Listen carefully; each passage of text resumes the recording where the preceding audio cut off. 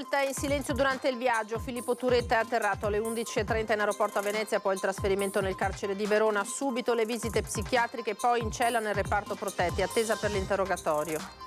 Tra poco la fiaccolata in memoria di Giulia a Torreglia, paese del suo assassino. Stamattina a Padova lo zio della ragazza alla raccolta fondi di Coldiretti per 2 borse di studio a lei dedicate.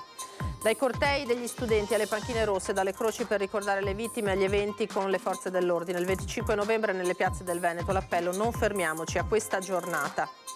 Ladro immortalato da una telecamera nel giardino di un'abitazione di Gaggio a Marcon. Su Facebook il post di denuncia della proprietaria di casa: ha rubato le decorazioni natalizie, i miei bambini in lacrime. Papa Francesco in visita a Verona il 18 maggio 2024. L'annuncio oggi del Vescovo: parteciperà a un grande evento sulla pace all'Arena, incontrerà i detenuti in carcere. L'ultima visita di un pontefice in Veneto, Benedetto XVI nel 2006. Da Vicenza a Treviso la presentazione del nuovo film di Antonio Albanese ispirato alle vicende del crack delle banche popolari venete. In questo territorio dolore enorme, racconta l'attore. Raccolta differenziata, il rapporto regionale di Lega Ambiente. Treviso resta al top tra i capoluoghi comuni ricicloni, ma più della metà è ancora indietro. Buonasera, ben ritrovati, eccoci in diretta edizione del Veneto dei telegiornali di Antenna 3 e dunque a 2 settimane dall'omicidio di Giulia Cecchettin, il suo assassino Filippo Turetta è rientrato in Italia dalla Germania e poi rinchiuso in isolamento nel carcere di Montorio a Verona. La barba lunga, una tuta da ginnastica e un giaccone di colore scuro. Filippo Turetta, il 22enne di Torreglia, accusato dell'omicidio dell'ex fidanzata Giulia Cecchettin, è rientrato in Italia dalla Germania. L'aereo dell'aeronautica militare, il Falcon 900, è atterrato all'aeroporto Marco Polo alle 11:20, proprio nella giornata contro la violenza sulle donne, a 2 settimane dall'omicidio di Giulia. Per la durata del viaggio Turetta, che sarebbe sempre stato in silenzio, è stato sorvegliato dagli agenti del Servizio di Cooperazione Internazionale di Polizia e una volta sceso, preso in consegna dagli agenti di Polizia Penitenziaria e dai carabinieri del Comando Provinciale di Venezia che stanno seguendo le indagini. Negli uffici della Polaria gli sono stati notificati gli atti relativi all'ordinanza di custodia cautelare in carcere per omicidio volontario. Poi è stato trasportato da un'auto con i vetri oscurati, preceduta e seguita dai carabinieri nel carcere veronese di Montorio.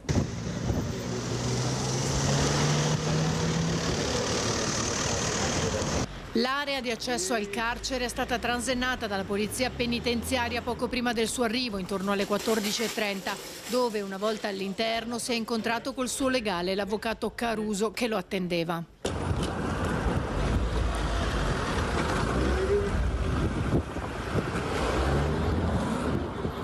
Prima però per il 22enne c'è stato un passaggio nel reparto di infermieria per valutazioni dell'equipe psicologica e psichiatrica, reparto dove potrebbe stare qualche giorno prima di essere trasferito nella sezione protetti, dedicata ai detenuti accusati di reati a forte riprovazione sociale, che prevede non abbiano alcun contatto a loro tutela con altri detenuti.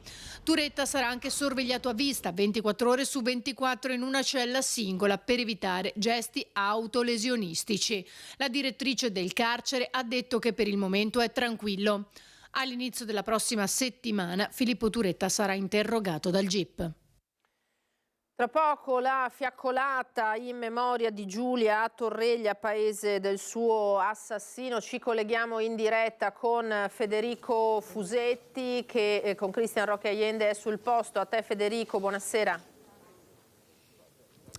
Sì, buonasera Lina, buonasera ai telespettatori. Siamo a Torreglia, siamo davanti alle scuole medie. Questo è il punto in cui tra poco partirà la fiaccolata per ricordare Giulia. Siamo in centro a Torreglia, come dicevo. Ancora per il momento non c'è molta gente. La fiaccolata inizierà alle 19, quindi sarà dalle 7 che i sindaci, alcuni sindaci del territorio e ovviamente tanti cittadini arrivati anche da altri comuni sfileranno per le vie del centro. Ci sarà una sosta, diciamo, davanti alla panchina rossa installata proprio in centro a Torreglia, e poi il corteo si concluderà davanti alla chiesa. Non si passerà davanti al condominio in cui abita la famiglia Turetta, che tra l'altro non si sa nemmeno se parteciperà o meno alla fiaccolata. Pare di no, però ovviamente non lo possiamo dare per certo, così come non sappiamo per certo se il papà di Giulia sarà qui. E come vedete intanto stanno cominciando a sistemare le fiaccole. Prima di ridarvi la linea sentiamo quante ne stanno preparando. Permesso, buonasera, scusate, siamo in diretta. Buonasera, quante fiaccole state preparando? Circa 1000. 1000? Circa 1000. Quindi prevedete che sia quella la partecipazione? Sì, si spera, sì. Anche gente fuori da Torreglia arriverà? Penso di sì. Bene, buon lavoro, grazie. Ecco Lina, questi gli ultimi preparativi, arriveranno come dicevo anche alcuni sindaci del territorio qui, poi vi aggiorneremo naturalmente. A te la linea. Grazie Federico, grazie a Cristian Roque Allende, a tra pochissimo. Allora oggi è intervenuta anche la sorella di Giulia, Elena. Le donne non sono di proprietà di nessuno, ha scritto su un post su Instagram: il mio è un dolore lancinante. Poi parla della casa che fino a poco più di un anno fa era troppo piccola, ora sembra così vuota, così grande e spenta, ha aggiunto, riferendosi naturalmente alla scomparsa della sorella e probabilmente anche della mamma. Una borsa di studio per Giulia invece, grazie all'iniziativa di Coldiretti, cui ha preso parte in mattinata lo zio Andrea Camerotto. Anno 2023.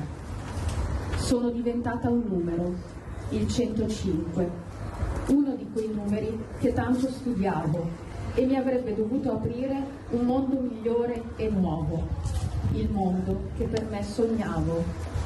Diradate nebbie, prati verdi, arcobaleni su morbide orme, fiori delicati e puri, falcidiati, in nome di malati amori.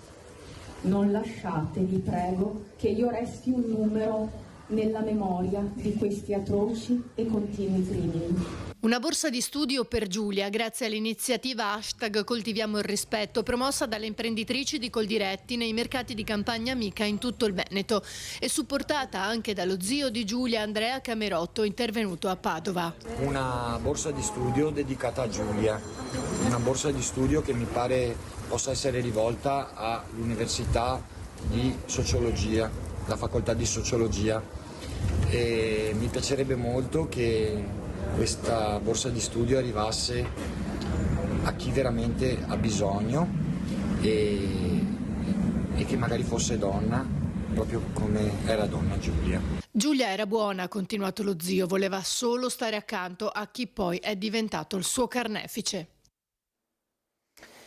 E dalla sede della provincia alla residenza per anziani Menegazzi, siamo nella Marca Trevigiana, sono state molteplici le iniziative organizzate per questa giornata del 25 novembre.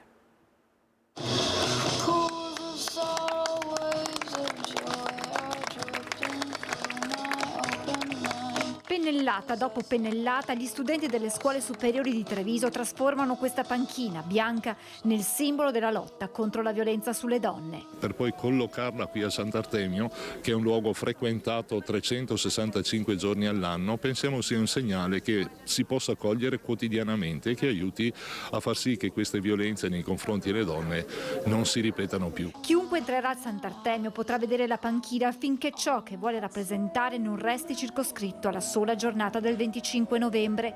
Tocca proprio ai ragazzi, alle tante classi degli istituti della Marca presenti in provincia, farsi portavoce tra i loro coetanei dell'importanza di contrastare ogni forma di violenza e sopruso. Perché proprio noi ragazzi? Perché proprio noi? Perché noi siamo il futuro, siamo quelli che porteranno avanti questa società e porteranno avanti l'Italia. Proprio per questo noi abbiamo deciso che siano i ragazzi a dipingerlo, siano i ragazzi a fare un passo avanti, a farsi sentire, a farsi ascoltare. Dal palco il ricordo commosso di Giulia Cecchettin e della violenza di cui è stata vittima. È un ragazzo che a 22 anni compie non un gesto, ha tutta un'azione prolungata nel tempo in quel modo. Deve non avere più nessuna prospettiva per poter fare una cosa del genere. Ma sono state molteplici le iniziative organizzate in occasione del 25 novembre. Anche al mercato di campagna amica di Piazza Giustiniana a Treviso, fiocchi rossi a distinguere i prodotti gentili, con le agricoltrici e i produttori di Coldiretti che devolveranno l'incasso per istituire una borsa di studio in memoria di Giulia Cecchettin. Toccante poi l'installazione realizzata all'esterno e nel giardino interno della residenza Menegazzi, dove sono state collocate diverse croci bianche alle quali gli operatori hanno appeso scarpe, stivali, zoccoli rossi.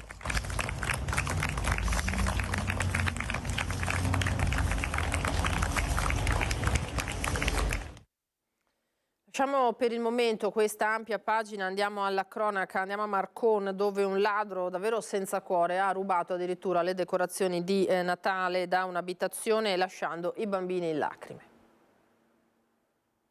Sono le 3:50 del mattino appena trascorso, Gaggio di Marcon, mentre in casa tutti dormono con i bimbi, fuori nel giardino privato e recintato dell'abitazione il raid è in corso. Il furto è ripreso in diretta dalle telecamere di videosorveglianza della famiglia Rossi, qui in via Papa Giovanni XXIII. Scusa, ma mi viene da piangere. Si commuove, ancora scossa e sotto shock. Sara piange da stamani, da quando è stata derubata, e con lei i suoi bimbi. Il ladro, che Sara nel suo post Facebook chiama Verme, si è portato via tutte le decorazioni natalizie da giardino, comprate solo ed esclusivamente per dar gioia ai suoi bimbi, dice. E avevamo qui dei lampioni sempre solari, uno qui e uno appoggiato di là. Lui si è preso questi lampioni, ha girato per il giardino come fosse una torcia. E oltre a questo ha preso gli zuccherini sempre illuminati dei bambini e ha preso un po' di roba. Il raid immediatamente denunciato alle forze dell'ordine, da cui però non sarebbe arrivata alcuna rassicurazione. I carabinieri ci hanno risposto: sono entrati dentro casa? No. E quindi noi non possiamo farci niente. Cioè, non ho capito, il ladro comunque è entrato dentro casa vostra perché era dentro al vostro giardino? È proprietà privata, quindi non è un parchetto pubblico, cioè il giardino è nostro. Però non possono farci niente. I carabinieri le hanno detto così? Sì, a mio marito le hanno detto così. Certo è che con il potenziamento delle misure di sicurezza in casa, che prenderanno presto come provvedimento, ora insieme ai vicini chiederanno anche un intervento del comune. Io non ho mai visto una pattuglia qui, mai. Insomma, una tripla grave delusione, poca cosa da un punto di vista economico, ma il ladro, rubando le decorazioni dei bimbi, ha sottratto anche i loro sogni e con essi la spensieratezza e la loro fiducia verso il prossimo e non ultima, il Natale, incalza Sara disperata. E sono un po' così, infatti questa notte sicuramente dormiranno con me. E invece è arrivata oggi una buona notizia, la visita il 18 maggio prossimo a Verona di Papa Francesco per un grande evento dedicato alla pace. La ragione di questa conferenza stampa, che è stata convocata soltanto questa mattina, è per dare un annuncio molto gioioso, che è la visita di Papa Francesco alla Chiesa e alla città di Verona il prossimo 18 maggio 2024. Con queste parole, nel corso di una conferenza stampa straordinaria convocata senza preavviso, il vescovo di Verona, Monsignor Domenico Pompili, ha annunciato la visita in città di Papa Bergoglio nella vigilia di Pentecoste per partecipare a una grande manifestazione per la pace in programma all'Arena, che vedrà coinvolte la comunità religiosa, le associazioni e i movimenti pacifisti. Il pontefice visiterà quindi il carcere di Montorio, lo stesso dove si trova ora rinchiuso anche Filippo Turetta, omicida reo confesso di Giulia Cecchettin. Nel carcere il Papa incontrerà ovviamente gli ospiti e starà a tavola con loro. Infine Papa Francesco celebrerà la messa allo stadio Bentegodi. L'ultima visita di un pontefice a Verona risale al 2006. Nell'ottobre di quell'anno Benedetto XVI partecipò al convegno della Conferenza Episcopale Italiana. Il prossimo 21 maggio Verona celebrerà i 1650 anni dalla morte di San Zeno. Verona crocevia di popoli, secondo il Papa, e dunque spazio adatto al confronto e al dialogo. In questi tempi così drammatici, in cui talora sembra facile perdere la speranza, questa notizia della visita di Papa Francesco è senz'altro una buona notizia che viene a confermare questa chiesa di Verona e la città di Romeo e Giulietta, secondo quella promessa che è scritta nel Salmo 85, giustizia e pace si baceranno. Ci fermiamo adesso per qualche istante di pubblicità, tra poco.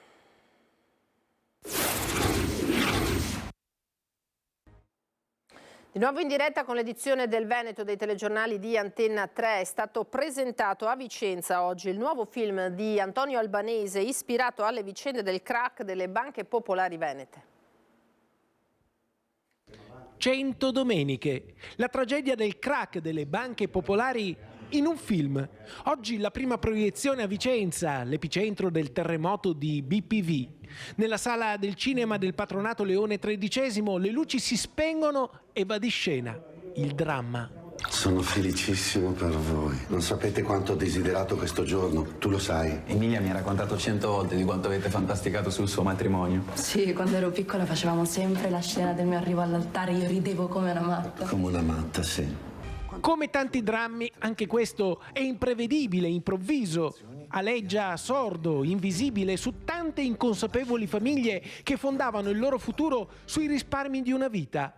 E quando la verità cruda, terribile, si rivela, è già troppo tardi per migliaia di cittadini, di pensionati, di lavoratori che avevano riposto fiducia nel sistema bancario. Sì, fiducia, la parola chiave che coglie subito il vescovo di Vicenza, Monsignor Giuliano Brugnotto, presente alla prima proiezione del film.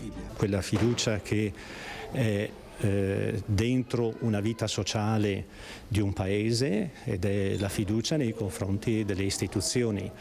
Ecco, mi sembra che sia un grande messaggio sotto questo profilo perché ci aiuta a ripensare come sia necessario riannodare i fili di questa fiducia che è stata profondamente ferita. Io mi aspetto un premio da una banca, perché in questo film si racconta proprio che non è colpa del sistema banche, ma è colpa di determinate persone, ne bastano uno o due. Io il sistema banche, anzi, io lo proteggo e lo difendo, noi siamo qui anche per questo.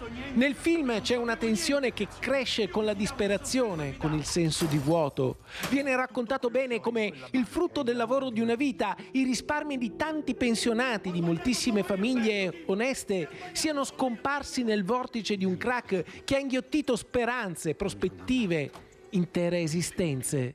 In questo territorio il dolore è stato enorme e ha coinvolto troppe persone, secondo me, troppe persone. Antonio, porca troia, anche tu, cioè. Devi mettere tutto quello che hai in azione. Ma Maurizio, anche tu però con ste cazzo di azioni. Io non ho mai messo niente in azione, non sapevo niente di azioni. Io mi fidavo, mi sono sempre fidato. Non farmi sentire più deficiente di quello che sono anche tu. Migliaia di persone si sono fidate, credetemi. Hanno sbagliato. La verità è che dovevi diversificare l'investimento, non mettere tutto in una cosa sola. No, non sei mica in pensione. Dai Antonio, hai fatto una fesseria. Ma quindi la colpa è mia? La colpa è mia se quei ladri mi hanno rovinato e se hanno rovinato un intero paese, Sono io il coglione e non loro i delinquenti. Dimmi, è così? Ho sbagliato solo io, Umberto, dimmelo. Chi ha sbagliato solo io, dimmelo. Me lo devi dire. Me lo dovete dire. Antonio.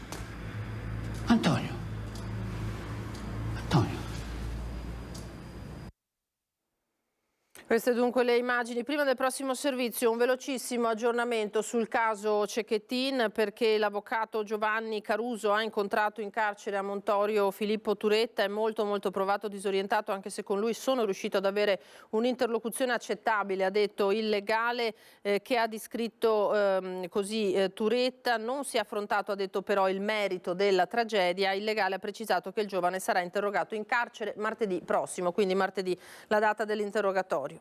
Andiamo al rapporto regionale di Legambiente che analizza i dati sulla raccolta differenziata comuni ricicloni e rifiuti free in aumento, ma più della metà dei centri urbani è in ritardo. Treviso si conferma prima tra le città capoluogo nel rapporto di Legambiente sui comuni più ricicloni, con ben l'87% di raccolta differenziata. Seguono Vicenza con il 76% e Padova con il 64%, indietro Venezia e Verona. Grande risultato, lo confermano i cittadini col lavoro che fanno tutti i giorni. Riusciremo ancora a migliorare i parametri con la raccolta differenziata che facciamo sui cestini pubblici. C'è qualche abbandono di troppo, l'obiettivo è di arrivare al 90 soprattutto in ambito pubblico, e quindi lavoreremo per questo nel prossimo anno. Su 563 comuni complessivi in Veneto sono quasi 300 quelli che devono ancora migliorare le proprie performance in termini di gestione di rifiuti per raggiungere gli obiettivi del piano rifiuti regionale. Dati in chiaroscuro che vedono i paesi più piccoli come i più virtuosi, mentre restano indietro le città più grandi. Ma sono 138 all'interno di questi che sono comuni rifiuti free, cioè sono comuni dell'Olimpo dei comuni ricicloni, quelli che sono capaci di raggiungere grandi performance, di mantenerle e di dimostrare che è possibile ridurre i rifiuti sotto i 75 kg di secco residuo pro capite. Tra questi c'è anche il comune di Breda di Piave, il secondo più virtuoso nella fascia 5-15 mila abitanti, ma con un paradosso. Il nostro comune, come tanti altri, è interessato dal Piave. Il Piave è inteso come zona turistica e ricettiva, quindi soprattutto nel periodo estivo ha un problema di abbandono di rifiuti, quindi siamo un comune virtuoso nella raccolta porta a porta, quindi per quanto riguarda i nostri cittadini, ma nel luogo, come si dice, aperto anche a turisti e ad altri, ecco, lì arriva la pecca. Problema che si intende affrontare in sinergia con amministrazioni e consigli di bacino, anche per allargare a tutto il territorio gli obiettivi previsti dal piano rifiuti regionale, che prevede che nel 2030 si arrivi ad una produzione di massimo 80 kg di rifiuto urbano residuo pro capite, vale a dire di rifiuto che è necessario smaltire e che non può rientrare nell'economia circolare, e con una raccolta differenziata pari all'80% in tutti i comuni. Se otteniamo questo risultato, dal 2030 in poi non avremo più bisogno di alcuna discarica in tutto il Veneto. Oggi ce ne sono 7 attive e saranno sufficienti i 3 impianti di termovalorizzazione che ci sono in Veneto, quindi Schio, Padova e Venezia. Era l'ultimo servizio per questa sera, grazie per essere stati con noi. Tra poco le previsioni del tempo, poi l'edizione di Venezia. Arrivederci.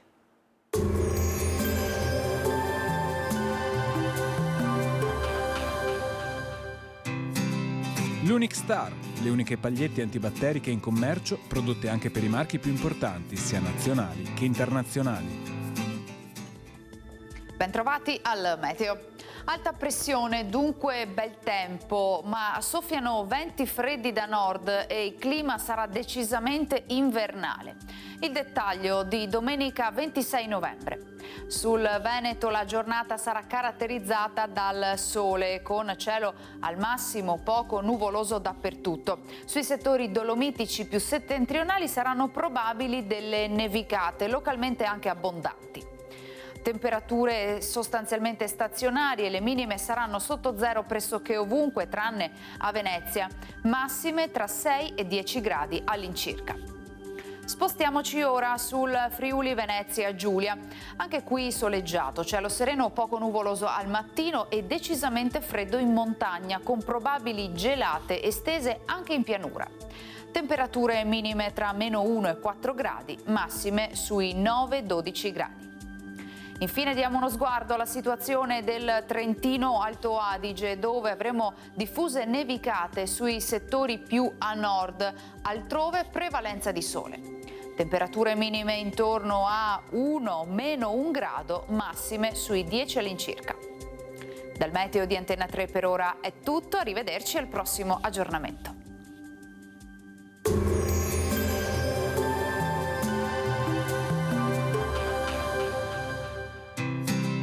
L'Unic Star, le uniche pagliette antibatteriche in commercio, prodotte anche per i marchi più importanti, sia nazionali che internazionali.